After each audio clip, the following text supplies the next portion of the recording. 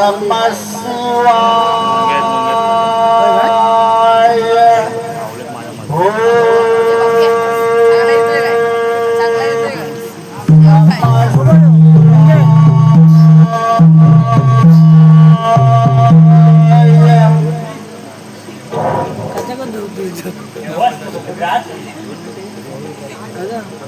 या घनघोर अरण्यामध्ये माझी तपश्चर्या का बरं करत आहे? डोळे उघड सांभाळ स्वतःला. आम्ही शंकर महादेव आपल्याला प्रसन्न झालो. शंभू भोलेनाथ सदाशिवा तुमच्या दर्शनानं मी धन्य झालो. धन्य झालो.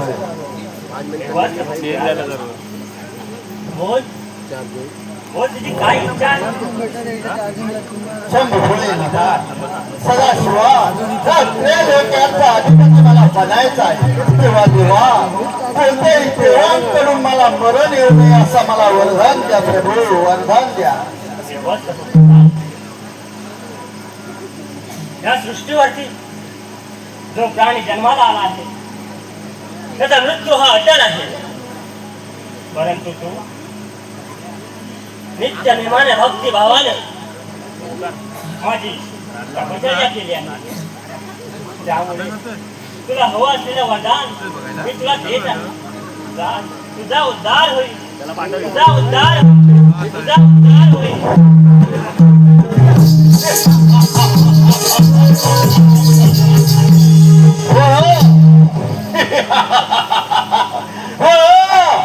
शंकर देव मला वरदान देऊन फसला आहे. आता पाहतोय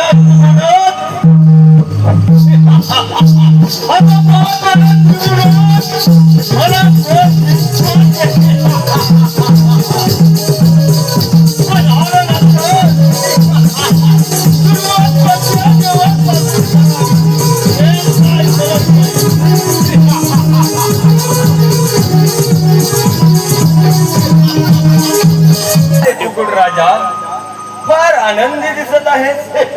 तुझ्या आनंदाचं कारण जर आम्हाला समजलं तर आम्हीही आनंद देऊ. नारायण नारायण. ठीक आहे ना हो. शंकराच्या वरानं मत्त झालेला कुकुट दैत्य. पण कोणत्या देवांपासून सुरुवात करावी हेच काय कळत नाही. नारायण नारायण. त्याच्यातून काहीतरी मार्ग सुचवा म्हणजे झालं. अरे कुकुड राजा प्रथम स्वारी तू त्या अमरावतीवर कर. त्या इंद्रदेवाला युद्धात पराजित करून त्याची अमरावती तू तुझ्या स्वाधीन करून घे. मग झाला या त्रिभुवनाचा अधिपती. नारायण नारायण आणि तसं नाही झालं तर आहे. नारायण नारायण. ठीक आहे ना.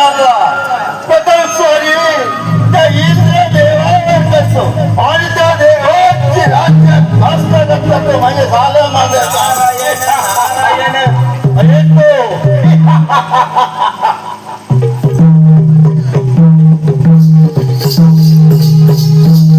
आपलं काम तर झालेलंच आहे.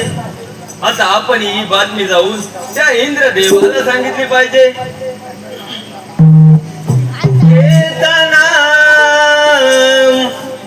घेताना विठोबाचे पर्वत जळती हे पापाचे.